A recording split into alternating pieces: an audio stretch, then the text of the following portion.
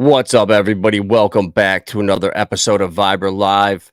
Tonight, got two of my homies coming on all the way from another country and down south. My man Erwin and Chaos Kris. What up, fellas?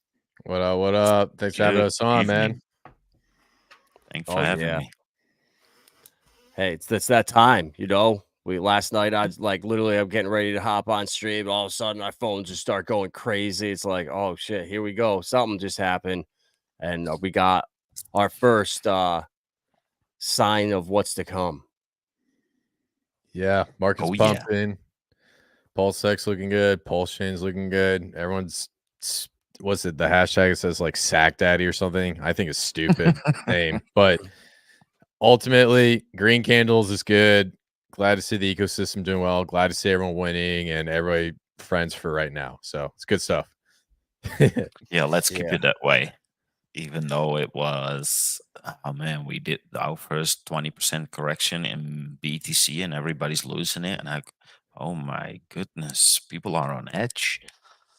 Yeah. You know, it's crazy because Bitcoin has a lot of volatility. Man, my English sucks today. But long story short, when you got a pump like that, you're gonna have corrections that are crazy. I would not be surprised. I'm not saying this is gonna happen, and nobody freak out on me, but I would not be surprised if Bitcoin goes up to like 73K and then goes down to like 45K, retest that level, and then come back up. It's just part of the game. And you know, the big thing I say is don't be emotional, don't freak out. There's going to be a time to start dollar cost averaging out of the market, but that's not that time right now. What do you guys think? Oh no. Yeah. Not that. We might get two chances this cycle for all coins. We'll see what it gives us.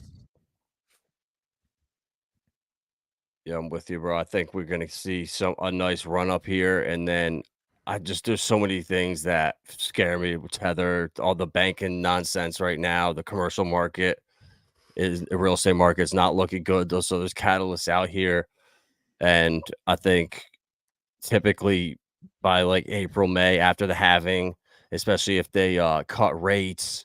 So I'm gonna be, if things get overcooked here in the next couple weeks, might be a time to take some profits, scale back, and reassess. But I agree. This is it's going to be crazy, man. The next year ahead of us, I don't think people are ready for what's to come. Yeah, and the other thing I want to throw out there, guys, please don't drink the Kool-Aid. If anyone tells you that these coins are never going to go down, if they're going to tell you that this meme coin is going to $1 trillion market cap, please don't believe that stuff. I saw it happen so much last market, and you know, you can do whatever you want, but I'm just giving you my warning right now because I'm never going to give this warning out ever again. Do not drink the Kool-Aid, have an exit plan, and do not be overly emotional. So, Agreed. What he said. yep. Pretty much. Definitely. Yeah, I said it in the last stream as well. If this market in this upcoming 3 months gives us what we think is on the horizon, and you're in the capabilities of taking some profit, especially when you're capable of maybe getting rid of some debt that you have, do it. It's better Yep, to have definitely. one bird in your hand than 10 in the sky. Yeah, this was so funny today. It was like I've been talking about this shit for a couple. I mean, man, it was probably like 5-6 months ago when I really started noticing it. When they would just literally not even pull like Hex would be pumping or Pulsechain would be pumping, everything else would be red, and they would just not even talk about it and just ignore it. It's the same thing today. Pulsechain's the biggest winner, and he's just, man, wow, dog with hat. Oh, look at Floki. It's like, wow. It's like, Yeah. thank you, bro. You just look like such a clown. Where people are gonna just start being like, man, what the hell? You just ignored the number one performing coin on here. Come on, man. Well, what's interesting about that's Rand. Wait, what's his name? Rand, right? Yeah. So, so Trent is the one who gets in and watches all that stuff. I don't really. I just like to research projects. I don't really like drama and like dumb stuff. But I watched one of the live streams with him and B Roots, and they were talking about Pulsechain, and I think someone messaged that guy and said move on because B Roots was shilling the crap out of it. And then they move on and start Mhm. talking about something different. And then now you see that where you see like the big PulseX hex bubble all across the board. So I don't know what's going on. It's clearly evident that there's some gatekeeping going on here, and I know he knows about Pulsechain, and I have a feeling he could potentially be in. Just my opinion, but I'm just so lost. I'm so confused. Maybe we're just not in the club. You know what I'm saying? Yep. Bro, it's there. I think whoever is like somewhat sponsoring the mainstream, like the altcoin dailies and like crypto Georges and all these got invest answers, probably even Ivan too. And there must be something in there that you can't talk about Pulsechain and PulseX or something. Like I have to believe that. Like it's just not possible that you would anyone curious would be like, oh shit, this coin's pumping. What is it? Boom. Your eyes just go there. So to not talk about it or even bring it up, like that's on purpose. And here's the wild thing about it. I'm not going to say what the allegations are, but Ben Armstrong had some crazy allegations against this guy. I'm not sure if it's true. I don't know if Ben Armstrong's making stuff up because he's done sketchy stuff in the past, but I think this guy has some skeletons in his closet. So I'll be extremely careful if you're ever listening to him anything crypto wise. Just my 2 cents. Yeah, definitely. Definitely stay away from that dude for sure. Definitely not one that you want to get your alpha from. Yeah, absolutely. Look at that. Burn. Oh no. Burn down 20%. Is that our burn? Yeah, probably. No, it's a different one. All right, cool. Our burn's up 12%. Let's go. What the hell is that coin? That might be the burn we're know. talking about. It's probably like an issue with the price feed. Oh, there maybe one of the pairs is down. That's weird. So what's Richard Hart's next move? Sorry? What's Richard's next move now? What do you think? He bridge stuff. You think he's gonna pump up ink? You think he's gonna make the yield farms juicy? Yes. Yes. So I think this is his way of getting some eyes on Pulsechain. If I recall, he took a bunch of DAI and bought, it must have been like $200 or $300 million worth of Ethereum or something like that. Something crazy. It was a lot of Ethereum. And so it's clearly evident that he's waiting to sell the top of Ethereum and then utilize the MakerDAO vaults, which is earning about right around $700,000 to $800,000 a month, and slowly do some buys of the PulseX and incentive token. Now, I've been doing some analytic research on what's going on with a lot of these little projects on the side of my video development, and the thing I notice is when he's pumping incentive token, it's a way to incentivize the LPs in the farm so it can increase the LP between Pulse and PulseX to basically increase Hart's Law. So I think, sorry, I'm going on a rant, but I think ultimately the main goal is to do strategic injections into Pulsechain, and then once ETH hits its top, that's when it's going to be like the grand finale. What do you guys think? I think he's probably gonna stick to Pulsechain for now. Keep rising this new ecosystem, making sure it's solidified at a certain level. Then he's gonna pump eHEX. Then all the eyes will be on his baby again, and now he can actually justify the Pulsechain that is flourishing, it's thriving, so I think he's gonna make sure that the Pulsechain ecosystem is thriving first. Then we'll create attention to the whole ecosystem by pumping eHEX. That's what I think. Yeah, I think eHEX is his baby, right? Like he can't let that thing fade away or do worse, catch any bad attention. I think if anything, he's got to use Hex as his flex. I got to my first coin pumped 10,000x and I don't know 5,000x his first 2 cycles. Who's done better than that besides like Bitcoin or a couple other coins out there? So I don't know if that's going to be his flex. If he's going to say, yeah, Pulsechain and Hex. I got 2 coins that did 10,000x. I don't know, but it's just, man, it's going to be crazy to see how this plays and how Uniswap was and Hex created DeFi in 2020. I think DeFi 2.0 is happening right now with PDI. Everything that's happening with PTGC and all the reflections. And if you're not getting yield right now, it's like you're slacking. Yeah. Agreed. So what Erwin, do you think how high you think eHEX can pump up before you think we're gonna see a dip around the halving? You think it's gonna be a sell the news event, or you think we're gonna keep pumping?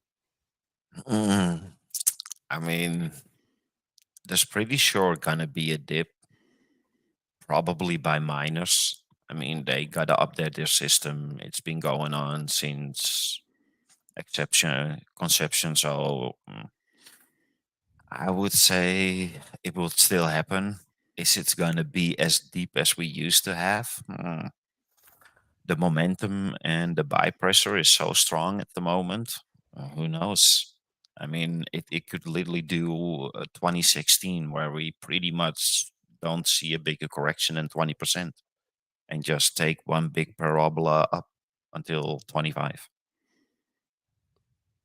Who knows? Mm-hmm. That's what it looks like right now. For now, it's pretty similar to the 2016 cycle, where it's just one big curve up and to the right. Yeah, and then we get BlackRock. You get the top holders now keeping this thing channeled. So where back in 2021, we probably should have hit 100K. So we didn't. So now it's, coil back. So if this cycle we do hit 150, 170, I don't think it's surprising. We should have hit 100 last cycle. So in theory, we would have we're underperforming this cycle if we didn't do, or if we did that anyway. But yeah, I mean, if we're gonna get a correction, it's probably gonna be after the halving.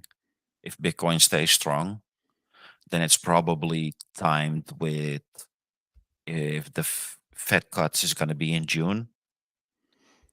Then we could see Bitcoin just keep on running through the halving and have his correction when the rate cuts come in, probably in June, and then die off till the end of this year and do the final run in 25 when they start printing again. That's just too easy to let everyone just print money for the next 3 months. I don't see that happening at all. I think we pump for another couple weeks, stall out, and then maybe chop sideways, and then I think we fall off a cliff around the halving. I think it's gonna be the biggest sell the news event, and then that's gonna be around the time with same thing, rates dropping, banks potentially having issues, the real estate market. I don't know. There's just so much that we need to overcome, and then I think that's still gonna have to step in. It's election year. It just makes sense that towards the end of summer, fall, man, this is gonna be out of control. Yes. Crazy times. They can manipulate every number, man. If they truly want to keep this all on live support, they will just fabricate new numbers or move the goalpost. So if they think they want to extract as much economic energy as they can, also it's a lot depending on what the stock markets is going to do. If the stock market just keep on running, then Yeah, could this be the last leg? Mm-hmm. It looks like it's topping out now, and I heard a real good point today that a lot of exchanges are running out of Bitcoin. The OTC markets are drying up. Cash App was actually out this earlier this week. You could not buy Bitcoin on Cash App. I've never seen that before. So what a time to cause panic, fear, whatever, shake people out around the halving, so to accumulate, the rest of the coins that you can't get right now.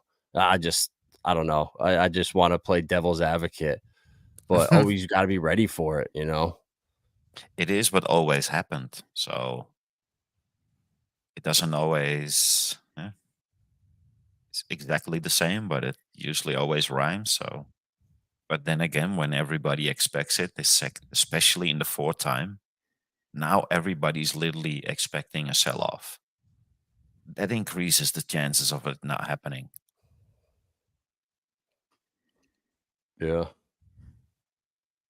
Trying to think of another bull market when we were pumping like hell in 2021, where people saying, "Oh yeah, dip's coming." Like, "Oh yeah, we're the pandemic dump. Where oh, it's coming again. It's coming." Everybody was screaming 100K, 100K. Like this is so crazy where everyone is still this nervous. It really is a different market. I think, yeah, I don't think the 4-year cycles are going to be what they used to be. I think starting now, we are creating a new cycle moving forward. I'm also following a couple of miner channels, and they already replenish most of their infrastructure. They are all running new updated miners for the most part. And a lot of their previous model of miners are still profitable. They don't really have to replace everything. So it could be that the whole sell-off that the miners needed already happened because the price went up so quickly, so fast. They had all the opportunities to take the money out and start investing. So there's so many variables. Crypto is literally a moving target, and it's so hard to hit. What do you think, Chris? So from what I'm researching, I dove into the Aptos and Sui ecosystem. The one thing I noticed is Grayscale's creating an ETF where they're actually setting up validator nodes for institutional investors. So this means that if you go through a bank, you can basically get into dot staking, Cosmos staking, Aptos staking, the whole 9 yards.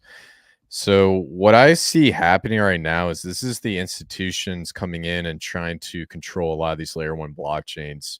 Some of the top wallet holders are BlackRock on Bitcoin. Some of the biggest holders in like Solana, Avalanche are BlackRock and Morgan Stanley. And now they're trying to scoop up some of these new layer 1 blockchains. And the last one's going to be Cardano. So I think everyone's they got PTSD from the last market and they're like freaking out. They're like, when's the black swan? Because it is election year and this is going to be the craziest election. But on top of that, I see this as TradFi taking over DeFi. And the way they do it is by controlling, number one, a majority of these validator nodes. And then number two, a majority of the supply on each of the chains. Yeah. So they're really what happened to Bitcoin. And now people starting to realize, like, I'm even seeing a lot of guys that were just the biggest maxis, never talk bad about Bitcoin, being like, yeah, the ETF wasn't the best thing, guys. I don't know long term. Like, it's great now. Everything's pumping, but Bitcoin is now, not pretty much, it's not crypto anymore. And I think that line of real DeFi is going to really start to get drawn this cycle where there is no, it's that cut and dry. You're either part of that system or you're not. And if they start cutting stable coins off at bridges, that could be a problem for a lot of these chains. And that could be a reason why we have this PDI thing happening behind or like right under our noses, flying under the radar. Yeah. And the other thing I also want to throw out there when I forgot what I was going to say. So with institutions coming in, if you guys go back and you look at the gold rush, or when we had the gold ETF coming right around the corner, basically gold was oscillating and then it went up after the ETF was approved. And a lot of people have this theory that's very difficult to prove, but when the ETF came in, they were able to manipulate the price of gold versus the ETF, because sometimes when you do these audits, they make up these like fake shares. Richard Hart talks about it on the stock market. He's like, when they go and they regulate the stock market, they have like these fake shares that are created. So I got a theory. I don't know how true it is, but if you look at the price of gold, it goes up and then trades sideways for a very long time because everyone's like, gold, gold, gold, gold, gold. I think these ETFs are going to apply a similar mechanic behind a lot of these coins, making it very difficult to retail to get in, and basically a price a lot of these coins when it levels off after this bull market is going to be similar to what we see in the stock market. That's a good point, bro. Because think about this too, with every single ETF that's ever launched, whether it's gold, whether it's silver, any commodity, you can always get more of it. You could always print more money if you need to. You could always, Nvidia is about to add $1 trillion in value to their company. So how many billions of shares or billions of dollars of shares are they going to print now? They just keep going and going. Well, crypto is the first ETF with Bitcoin where there's a finite supply. You can't just go and get more. You can't go mine more gold. You can't go buy. It's not there. So this could set up to be just a never ending, just a money flow coming in. And then with ETH, it's deflationary now. So it's going to be the effect we see on Bitcoin. It's going to be twice as much on Ethereum.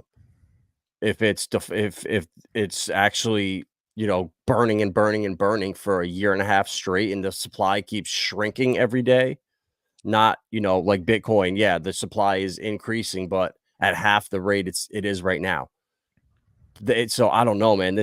We could be, like I said, the 4-year cycles could seriously be gone. And this could be like that time where we're so close to the new financial system that's coming with Japan.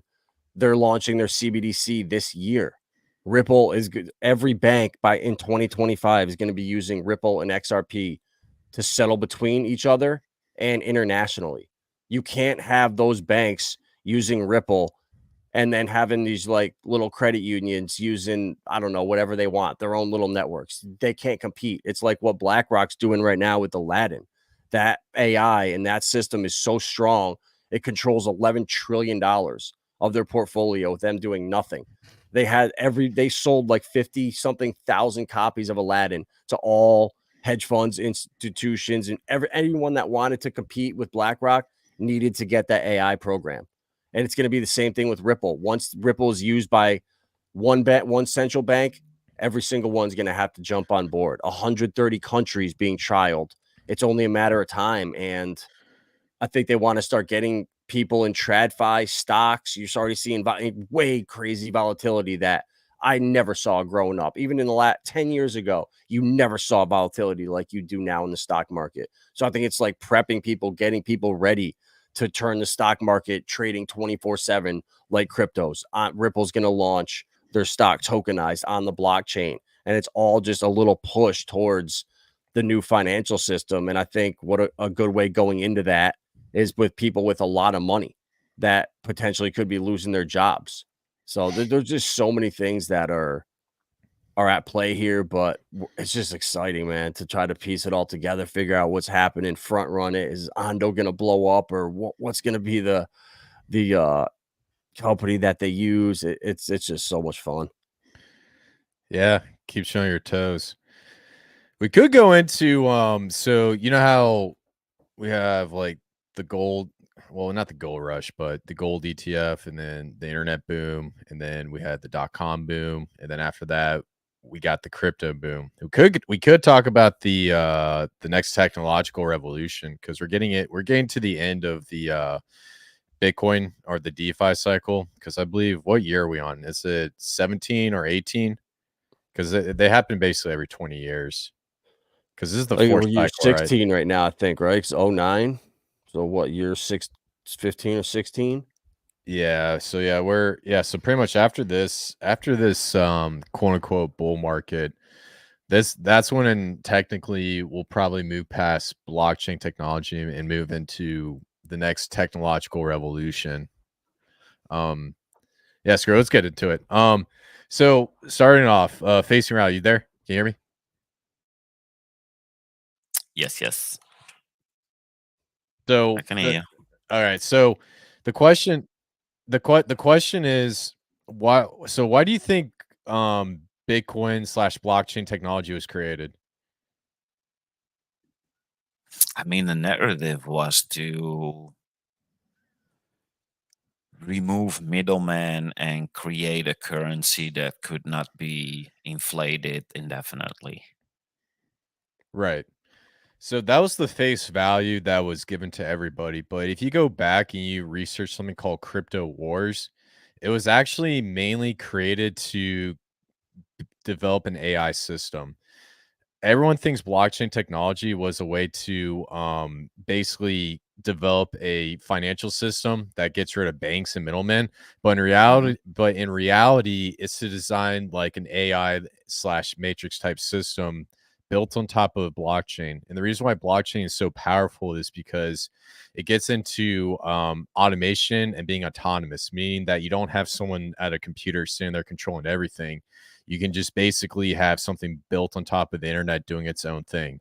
So I think the main point I'm trying to get across is there are projects out there right now that are using this same concept that I'm talking to you about, where they're creating artificial intelligence models using proof of work systems to power machine learning models so that it can basically create a computer program that continues to learn, develop, and basically develop software that replicates everything you do on a computer, your phone, and everyday life. And if you go and you look at these projects, they're slowly popping up at the end, well, towards the main peak of this bull market. And in my opinion, after this bull market, that's what's going to phase us into the AI revolution, because blockchain, L1s, or whatever have already been built out. Now we need the exact AI. What's your guys' thoughts on that? I need to think about that one, but it is interesting and makes sense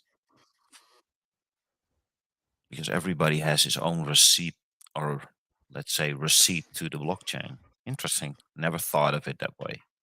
Got to think about it. Yeah. So I don't watch a lot of movies. Go ahead. Sorry. I was just saying this technology, bro, moves so fast. I don't think we're not prepared for how quick this stuff moves, and this stuff being like 1,600 times better in 180 or 360 days from now.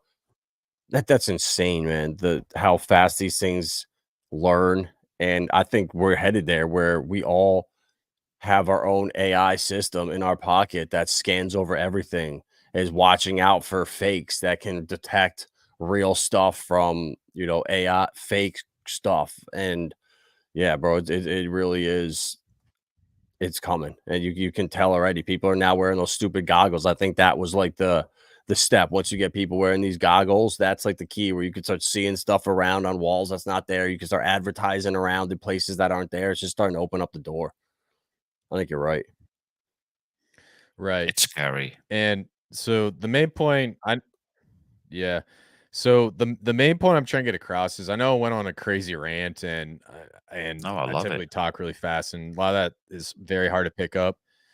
But when it comes to this technology and what to look for, the next thing you need to be looking for is artificial intelligence, not like dexes and oracles and whatnot. There is going to be some sort of intrinsic value, but the gem, based off of what I'm researching, is going to be these AI systems, because that's what's going to sprout out of this bull market run, when we face from bull market to bear market and whatever happens to any coin after that. So Did we even see through AI yet? Because the way I'm seeing most of the see through AI, AI. yeah, I mean, it's just a really big, fast database. Have we really truly seen AI? I know it exists because we usually only get to experience technology that is on average 10 to 20 years old. So what we think is high tech now probably Yeah. already existed 10 to 20 years ago. So, and that's I'll show you actually what some AI. scares me. Oh, I'll show you some AI right now, and you've actually had it for a long time. See this right here? Oh, yeah. This is AI. So 10 years ago, I can click a button and talk to this thing called Siri, and ask Siri to Google directions to a local restaurant right down from my house. So with this device, I can search any piece of information that I want, regardless of if it's fake or real or whatnot. I have access to a whole plethora of information. Now, the issue with AI right now is the interface between my two fingers and this phone is about 2 seconds, and this what gets into the brain chips, where if you get a brain chip, it's 1 millisecond. Now, the reason why AI doesn't seem as advanced the reason why AI doesn't seem as advanced as as people think it is, like out of the movies, is because when you work with these models, you need a lot of energy or computational power so you can Yes. continue to train these models. If you look at Yes. what ChatGPT was doing, the reason why it went from being really efficient to not efficient is it costs $1 million a day to run that model. Now, the solution to that is AI Power Grid, what Adam just brought up here. What AI Power Grid does is it creates Bitcoin, takes all that energy and computational power that Richard Hart always talks about being harmful to the environment, except it goes in and trains AI models. And then those AI models are used for like research and just like AI development. And so this is one of the projects we've been talking about for a minute, saying that it has a lot of potential. Interesting. Mhm. So more So, like how you Adam, any thoughts on share. that? Oh, go ahead, Erwin. It's more like how these sharing protocols work, where pieces Yeah. of information come from multiple locations and everybody uses the mesh network to gain or Like, compress information, energy, data sources. Interesting. yeah. And basically, like, And all of like our data or all of our memory on our computer right now, if we, lent it out, we could have run one of these AI learning models on on our, network here. And then it just constantly sits there and learns. And that, I think, yeah, that's the future is these decentralized models, because the Google ones and all these things are censored, and it's such a joke right now. It's already comical. So ones that actually aren't biased, where they're decentralized, and obviously, you take out like a couple things that everyone can agree on, that doesn't need to be in there, but other than that, you don't slant it at all, and I think that's the future. yeah, if you go over and look at BitSense or Tau, they have a very interesting AI model set up with the subnets. And with these 32 subnets, they have projects being built under it, and they create these like machine learning models that they just power through a validator node. And what's interesting is some of the biggest AI projects are getting into the subnets under BitSense or Tau, and they're sharing data across each subnet so that it basically helps each other with like research. So, for example, a common project was OPSEC, and OPSEC runs like a AI chatbot. It does a lot of work with setting up validator nodes on different blockchains, but they do it through autonomously and through like it's I'm trying to figure out a way to explain it.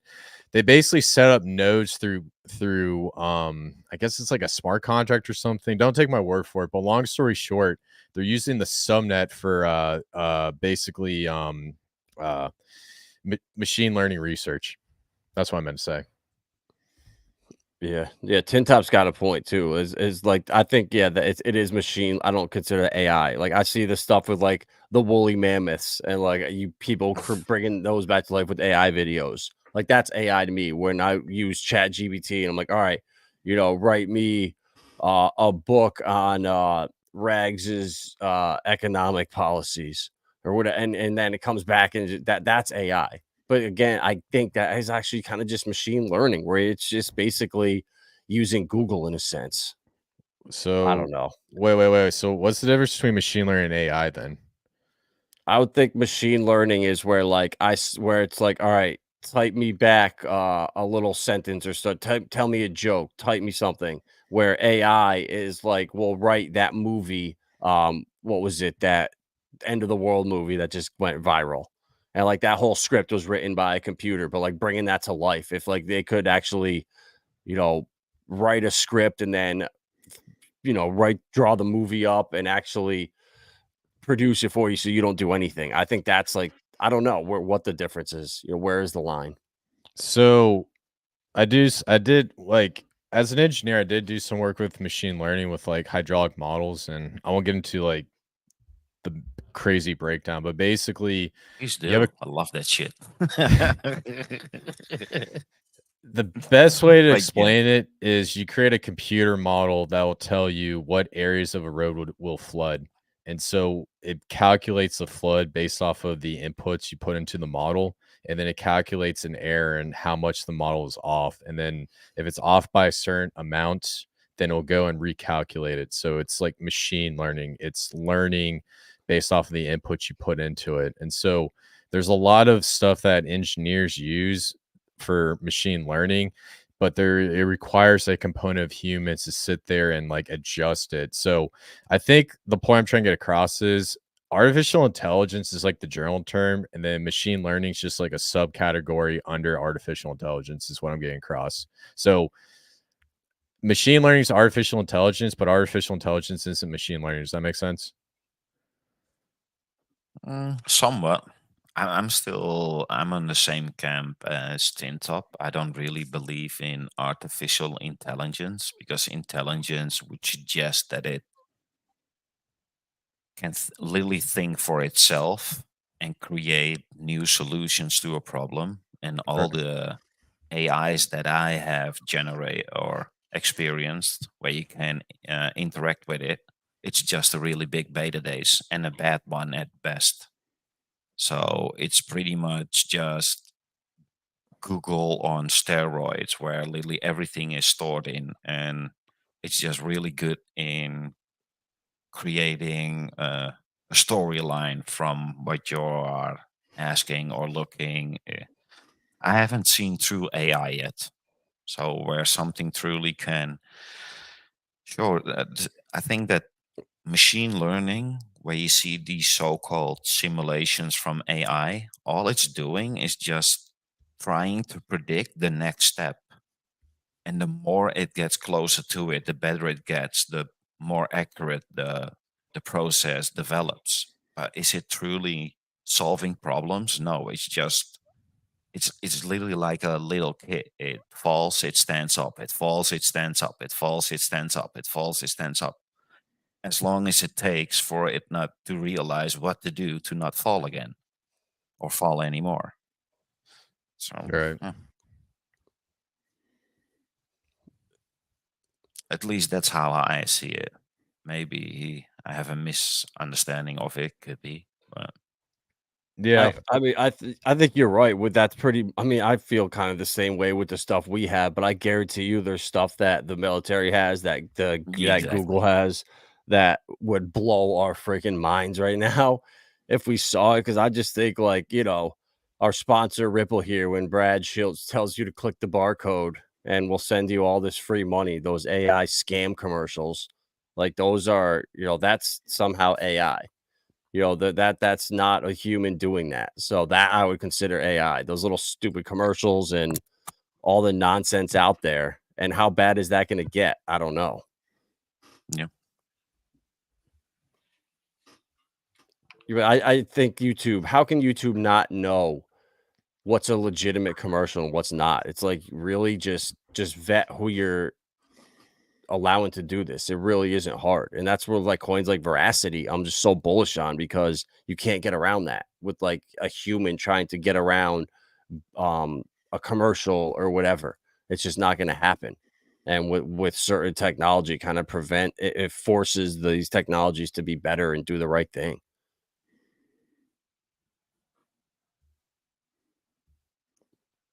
Yeah, I don't know too much about Veracity. I think I read like about Me 5 minutes neither. about it, but I haven't gotten too deep into it. But I definitely do believe I know Alex Becker's been talking about it, and he really likes it, and a couple other big people like it in the space. So it's definitely sounds like a sleeping gem.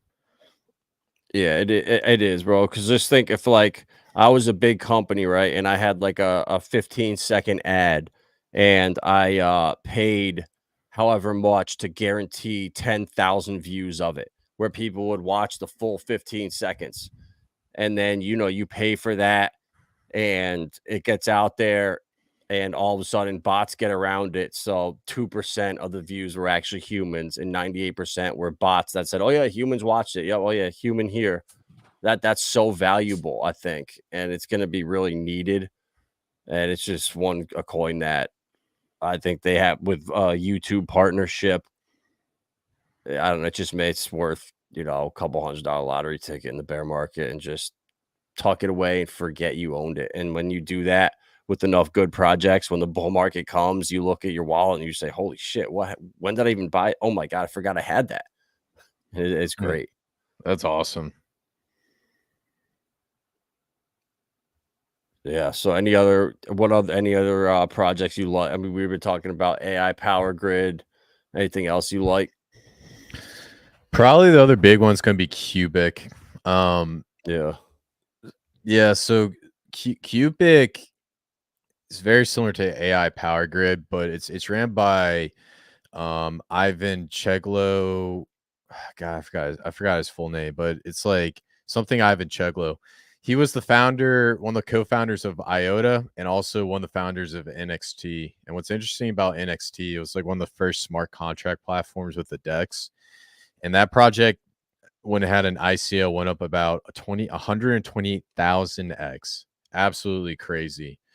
So based on what we're seeing with Cubic and AI Power Grid, it's very similar components. Basically, the blockchain is designed to reward the validators, or they call them computers, to train these AI machine learning models. And what I think is really special is any interaction on that blockchain burns Cubic. So there's about 100 trillion tokens, or 1,000 trillion. So that's like 1 quadrillion tokens. And anytime a project launches, a gas fee's paid, all that token is just burnt right off the market. So it can go hyper deflationary very, very quickly. Yeah, that's cool, bro. And it's like that's what crypto is. It's like how many projects last cycle. I mean, I remember getting into Game Zone at some of these pre-sales for these games, and they would collect millions of dollars, and all there would be was literally a 15-second, like it looked like basically a video game trailer. And they're like, "Oh yeah, game and metaverse coming soon." And it's like, "Wait, there's zero game. This all this is was just like you went to the website and bought like the 10-minute, 10-second little clip and you could spin it however you wanted it." And it was such a joke. But as long as you had metaverse or NFTs last cycle or with gaming, you were making money.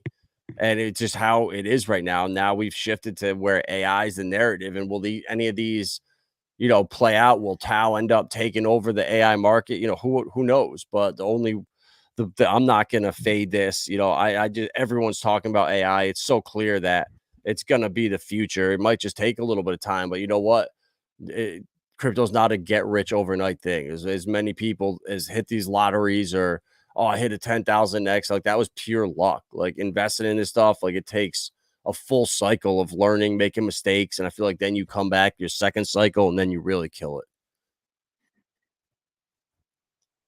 if you're lucky. Absolutely. Yeah. Second cycle. Yeah. Second cycle, you make money. Third cycle, you make life changing money. But I don't know if we're gonna have a cycle after this, so it might be good to start looking at the next technological trend to get into. Yeah, it's going to be interesting, man. When regulations come and like 90% of cryptos just start to disappear. What does that look like when all the money in these shit coins just starts funneling up and into utility projects? I'm actually excited for that day. Yeah, it's gonna be a good time. It's gonna be awesome. And then they'll put out CBDC, and then you gotta get this digital tattoo to go into restaurants. It's gonna be awesome, man. I'm planning not needing all this technology anymore after this cycle.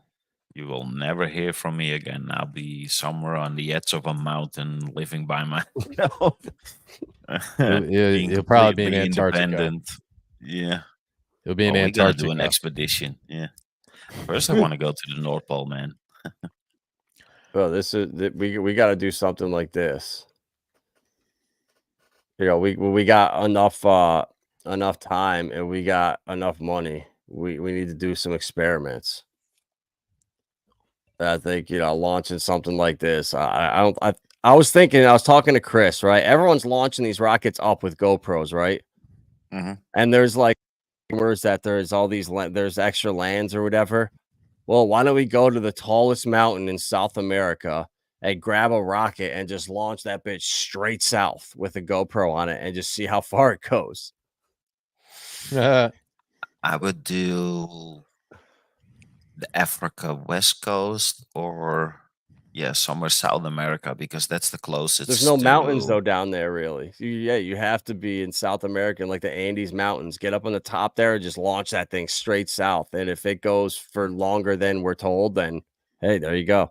And put some cameras on it, and then put like a big parachute. So once it goes like 666 miles, the engines shut off and just pop, and then get That pictures is what of it. you almost need, about 600 to 700 miles, according to old maps.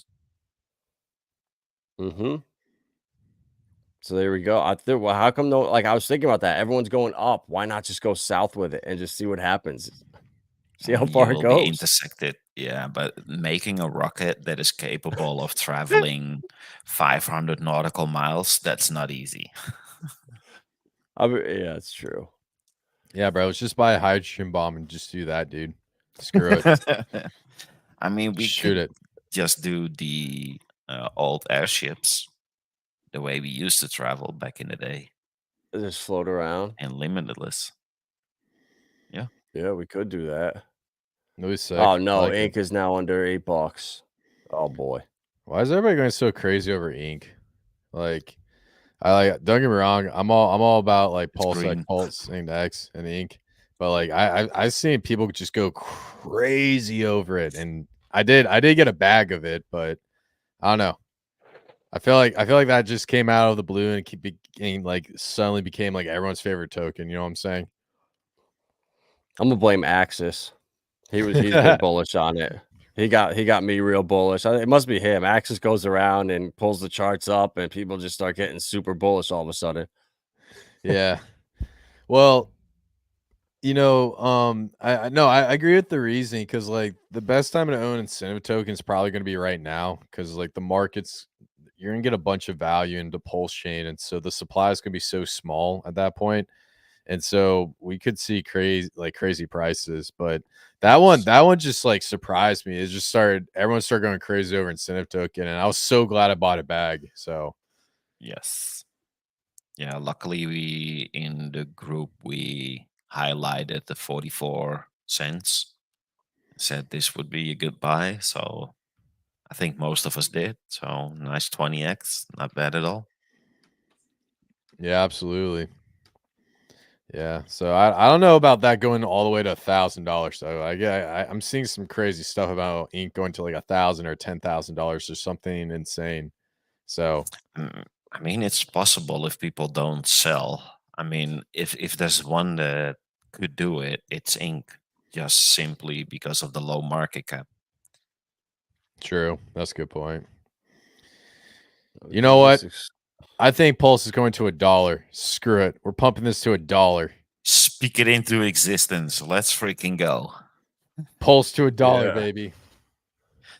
I mean, a penny would already be amazing, no? Yeah, isn't like a penny like 100 billion or something market cap ish? Yeah, that's already an insane number. And then Yeah, and then 10 cents, golly. 10 cents, that would be $1 trillion, I believe. Trillion. And then $1 would probably be right around the ballpark of 10 trillion. So that would be crazy. I don't actually think it's going to $1. Just to make that clear. No. Eventually, sure. This cycle, nah. We could probably get to like 15 to 20 trillion this cycle. If it gets crazy, I think we could do like what we're almost at. We're at like 2.5. I could see like a 6x from here. What do you mean? I said 8 in to 9 the market trillion cap of total crypto, market cap. getting the total market cap getting to like 15 to 20 trillion. Oh, okay. I thought you were talking about Pulse. I was like, oh, damn, dude. No, the whole market cap. No. I was like, I saw some Moon Boys, but dang, dude, that tops it. I truly hope so. I'm sticking to my 8 to 9 million or $1 trillion market cap this cycle. $1 trillion? I think 100 billion, maybe 150 billion, but I don't see it going above that. So for Pulse, oh no. What's up? For Pulse, I mean, bro, I think we're gonna. We were at what 300, 350 last cycle, 350 with Hex. So we were right behind ETH. 350 billion with HEX. Yeah. That was the HEX market got cap. in. No. We were like 83 or something. Let me check for you. Yeah, go. Yeah, see what we were number 3, and I know ETH was like 300 billion, and we were I like think it 80 was away. 85 or something. Oh, 85 bro, it was billion. 2 something. It was like 285. Really? 285. I want to say so. Mm-hmm. We got to number 3, and I'm positive. I want to say ETH was like 360, and we got to like 275, 280. Yeah, And that was the closest we got. Because BNB, I know BNB got above 100 billion. So if that's the case, then yeah, that would make sense. All-time high on this chart. Let's see, is that correct? I mean, 56 cents. I mean, shit, what's the supply? No, I think Adam is correct. It Oh, it was. was all-time high was 295 billion. Boom, let's go. So double that. So now you got 600 this cycle 2 between cents. 1, 2, 3, 2 4, cents. 5 coins. So I don't know, man. Shit, It's maybe hard. that's why I always say I think we're gonna go in like levels where Pulse will take off, and then like these ratios, you got to play the ratios, bro. I feel like. Yeah. Or you just go all in on PDI. Screw it. Oh, I love it. I Too got late. scared All in PDI. yesterday. I only I take got profit. scared. Listen, I only take profit in PDI, the true stable coin of Pulsechain. I'm just kidding. That was a joke, guys. But I am bullish on PDI. Yes. Well, I mean, if you held PDI versus Pulse and Pulse X, I mean, shit, you did better off if you sold, in the last, in the last like 12 hours. Listen, I got to PDI. If you zoom out on the chart, I got into PDI like, God, man, it was like before the Sami FUD, before the DF Snake facts. What? Shaq O'Neal. We got some heated debates whether PDI whether if I said if PDI got to $1, a trope was getting to $5. Yeah, it's like $5 or $9 or something crazy with a tropa. But yeah, right down there, right where your cursor was just at, but before that, Yeah, move 4 to the left a little bit, zeros. like right there. Yeah, like right around there. Insane. Yeah, that's crazy, man. Yeah, that was It was fun. Dude, that was the craziest speculative play ever. And the funny part about it was so many people fudded this coin and were saying, "Oh, bro, it's a scam, it's a scam." And I come to find out a lot of those guys who were fudding it were actually in it, which just didn't make any sense whatsoever. Mm-hmm. So that's why you got to stake your hex for 15 years. Yeah, man. Absolutely makes sense. Good point.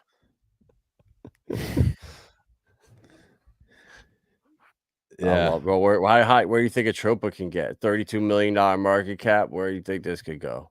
If PDI hits parity with $1, they'll put a trope at $9. So damn, I said damn, so that's double. Oh my god, bro, I love that.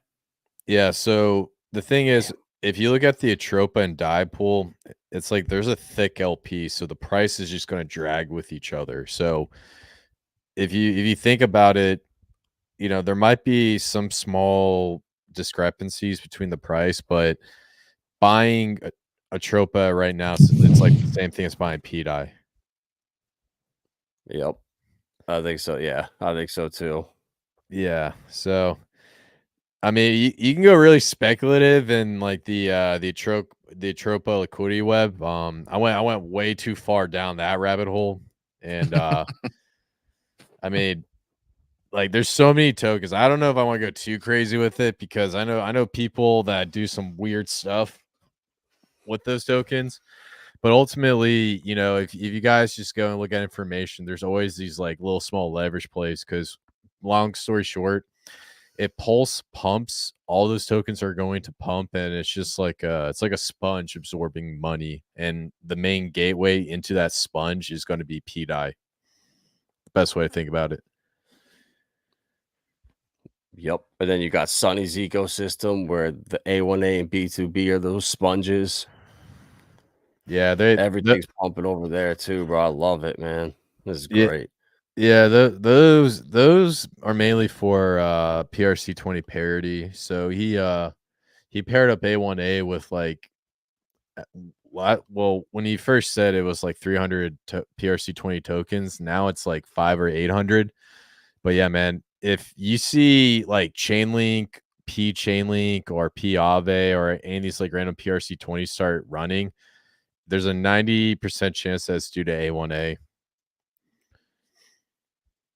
Let's go. Interesting.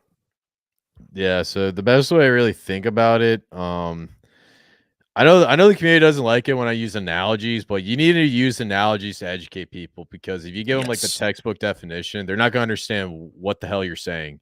So the best way to really think about A1A is it has a similar functionality to a decentralized ETF on Pulsechain against PRC20s.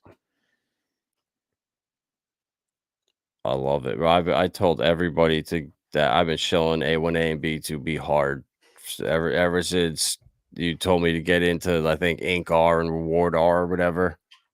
I made sure everyone at least knew about it and had the chance, Yeah. because these Yeah. things are paying back nice.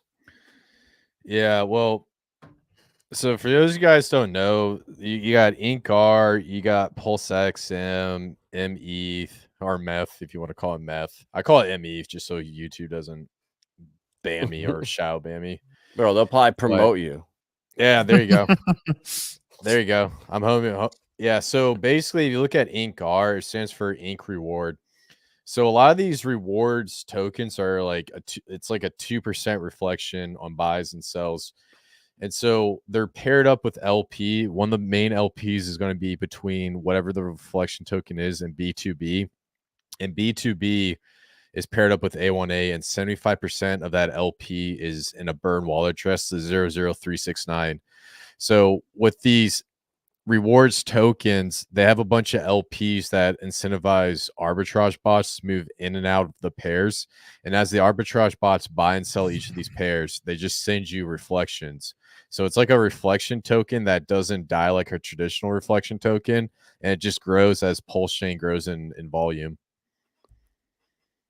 So very similar to P-Dye and Atropa, would you say? The way that was set up, do you think he learned from that or was influenced by that when he created this? Yeah, absolutely. When he saw Atropa, that's when he started researching it, and he got into the tokens and figure out what was going on. And I think it was him and a few other people, including me. We started like diving in and just like buying and doing pairs and stuff. And that goes down like into another story. But long story short, he took what he learned from Atropa, applied it to what was going on with A1A and B2B, and then these reflection tokens that are being launched. It's actually speeding up the process of A1A growing and bringing PRC20s to parity. Well, that's what we need, man. Because as soon as like Cult DAO or Pepe or one of these coins can get close to parity, that'll be that. I don't know. I feel like it's just a huge marketing event that's just waiting for us when that happens. Yeah, it's probably one of the most useful tokens on Pulsechain. I see so many copycats of dexes and just random stuff, and this is truly one of the most unique projects that's out there. There's no sacrifice, there's no pre-sale or any of that stuff. It's out there, it's doing its thing, and it's for and by the people. So that's why I like it a lot. Well, and bro, too, I just look at this coin like Alluvium, right? There's only, I think, 14 million or 20 million of these coins total on ETH, and it's now like $125. When this thing goes to $500 on ETH, why would people not come and speculate over on Pulsechain with the same coin? Just as small of a supply. I don't know. I just feel like people are gonna do that, bro. Look at how crazy the meme coin degens are right now. You don't think people will come spec on freaking copies over here? Come on, it's the same thing. Yeah, I do agree, and I do think that when they find out they have coins on Pulsechain, they're gonna try to come over and try to sell, and then they're gonna learn a lot about Pulsechain and end up staying. That's how I see it happening. Mhm. Like I That's why guarantee, Rand's so scared. yeah, I guarantee you, someone like Alex Becker was in Illuvium before it went up, and I guarantee you, he has a bunch of P Illuvium in some of his wallet addresses, and he's gonna look over and be like, "What is this?" He does, bro, because he said in one of his streams he was an early investor into Illuvium, so he's got a bunch of it still. So Yeah. So I do think these coins are going to go viral. The ones that we're just talking about, a lot of the maxis are calling them scam coins, but in reality, they just don't know what they're talking about as usual. And I think that when these coins start popping up and people figure out their true utility, that's when they're going to go viral, because there's a little bit of a learning curve to understanding this. But if you spend some time like really trying to dive into it, you'll get that light bulb moment. And you're like, oh, aha, this is what it's for. let's go, bro. I can't. Yeah, it's just crazy, bro. Look, Floki. Like, really? We're doing this again? Yes, we're doing it again. On steroids. Golly. Talk with a hat. Oh man. I mean, how you can't make that shit up, man. But it works. Yeah, it does, bro. It's crazy. It's so funny. Go on Dex Screener and type in HSUI. HSUI. HSUI, the sweet coon. Oh. Yeah, you gotta see this chart, man. I don't know why this is so slow. This is crazy. Yeah, cyber attack. Yeah, something is slowing it down so bad. Yeah, I got the same thing where I'm at, dude. I feel like everyone's internet is just slow. Yes. So, But this never happens when I'm like streaming by myself. HSUI.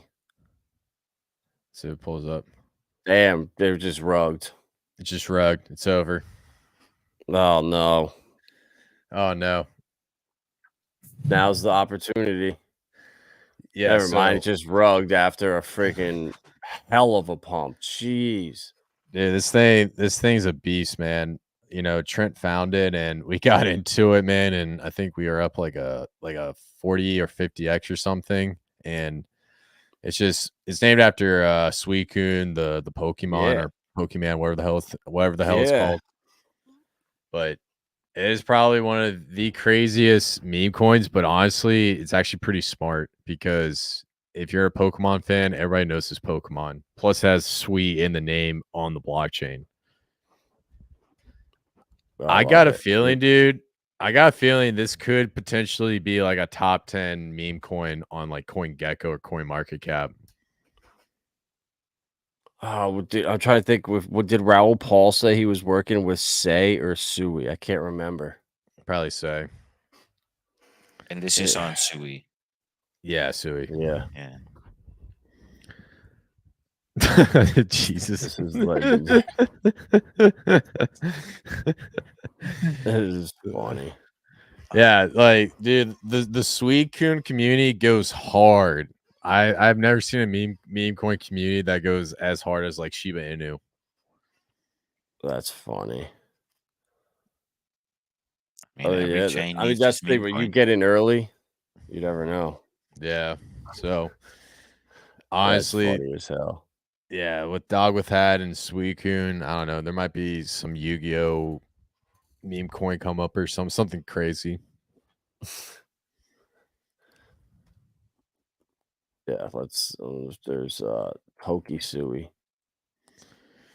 Yeah, there's like a Pikachu one or something. Pokesoul, Pokemon talking about- on ETH. Yeah. I guarantee you when that Pokemon company comes on to crypto, that's when like those Pokemon coins go absolutely crazy. I guarantee you there's probably going to be like another Pokemon meme coin or like a Yu-Gi-Oh meme coin that's gonna pop up somewhere. Oh yeah. Well, there's one on Solana. They're everywhere. Holy shit! Yeah. This one just pumped like crazy. Oh, never mind. There's no liquidity on here. Never mind. Yeah, don't All do right, enough of the shit coins. Get out of here. that. One or two.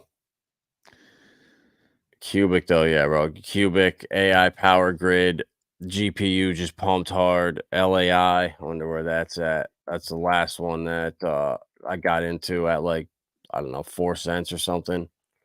I think this thing's gonna do a 30-40x just like GPU. But Yeah. we shall see. It's finally looking good. Looks good. Erwin, what's the ratio trade? What do we need to be looking at? Depends on in which ecosystem we're talking. BTGC, Atropa, Pulsechain. Number one in the Pulsechain ecosystem. I have no idea. I have a feeling You you're have- probably like a Solana guy, but you just say you're in Pulsechain. I just feel like you're there's so many psyoping coins at us. this. Yeah, I mean, there's so many coins pretty much at the bottom of the ratio. I mean, Rep Bitcoin is a good one that is really low on its Rep BTC or PLS ratio. PDI was good a couple of days ago. Was really low on its ratio. A lot of them are really low, especially now when we just had this PLS pump. So if you would look up just any coin that you like, go to the direct PLS ratio and see if it's truly a good buy or not. Because you can easily lose PLS if you only look at the dollar value. Yeah, I've been trying to hammer that on streams. Do not look against polls. Look against polls. You got to get in that habit. Yep. Jesus. Bitcoin gold? What the hell is that? I've never heard of that. I believe wasn't a trope against Teddy Bear also just below its trend line in its direct ratio? I believe a trope and Teddy Bear were really low in its range. I think They all were. Yeah, well, I think if I recall, I know Atropa and Bear do have a thick LP. I don't know how. Man, I need to look back at it, man. I haven't done ratio trade in a minute, dude. I've just been going balls deep on meme coins. So, but I think the best ratio trades, in my opinion, is anything PTGC and the multiplier tokens. That's where you get like the phenomenal ratios, because PTGC is like the #1 meme coin on Pulsechain right now. So It's it's so funny. It's a meme coin, but it actually pays back like great dividends. So yeah. the fact it's a meme coin that pays you better rewards than a pulse validator, pretty much, that's hilarious to me. Yes. Yeah. It was so easy to do the first farm PTGC to Alien, from Alien to Burn, from Burn to they all went on. So PTGC went first, then you could rotate in Alien, then that one went, then you could rotate into Burn, and then that one went. Now it's Liquid Energy 808 that probably is going to be next, one of them. Yeah, it's an easy race to trade, yeah, for sure.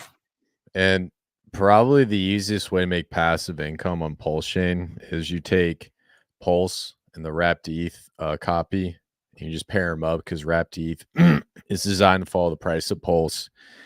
And I remember I put a tweet out about that, and I was just like, infinite money glitch, and I thought I'd only get like 10 or 15 likes and just move on. Turns out it goes viral, and then next you know, Sami starts coming in and he's like, bro, you should get eaten up with a permanent loss. And then right then and there, I knew he had no idea what the hell he was talking about, as usual. Yeah. And permanent loss with a coin that is priced in Pulsechain as Pulsechain. Okay. Yeah. Right when I saw that, that's when I realized Sami does not know what he's talking about with a lot of this stuff. So Yeah. so He probably thought, he probably had no clue there was that other wrapped ETH. He probably thought it was literally like wrapped ETH that was worth 3K a coin. yeah, exactly. It was But it's crazy. also when he looks at Dex Screener and he looks at somebody's P&L and says, "Look, this guy lost $1,500 in dollar value." I'll bet you if you go to that transaction and look back, he gained on PLS. But it's in dollar term, it looks like he's losing, but he gained on his PLS. But this is what, people don't Yeah. understand ratios, unfortunately. Yeah, this is why I don't trust like 90% of these guys, because the stuff they say, like if you ever dive into, you're just like, yeah, I don't know if I believe this. So Exactly. Dude, I think I've heard Chris say, dude, I don't know why I keep listening to these people. I've heard Erwin say the same thing, and I know I've said it to myself. All right, I'm done listening to these people. I'm just gonna start listening to myself. And we've all said it, but we still won't do it. I mean, listen to it on the background, but I like what I like about Sami is that he is open to multiple possibilities, and that's what I like. Because as soon as you see multiple possibilities, once it truly comes, you will act accordingly. You will not be acting surprised. So that is what I like. He doesn't get fixed in his beliefs or outcomes, and I think that's a good way to be. yeah. Yep, and you being funny as hell too. That helps. Yes. True. Awesome. Chris, anything else you got? We're going for an hour, 10 minutes. About to cut it off here. No, that's it, man. Like, subscribe, follow everyone here, man, and thanks for having me on. It was good. It was a good live stream. So Yeah, man. Yes, sir. Gotta do it more often. yes, sir. Yeah, definitely. Anyone out here is not following these guys, give them a follow. If you need help, you don't know what the hell you're doing. 28th Wealth Group, everyone in there is crushing it. I don't think one person in there is not more than happy. Mhm. So definitely check that out. And we will be back. I don't know, maybe next Friday. We'll see. We'll see what these guys are up to. Perfect.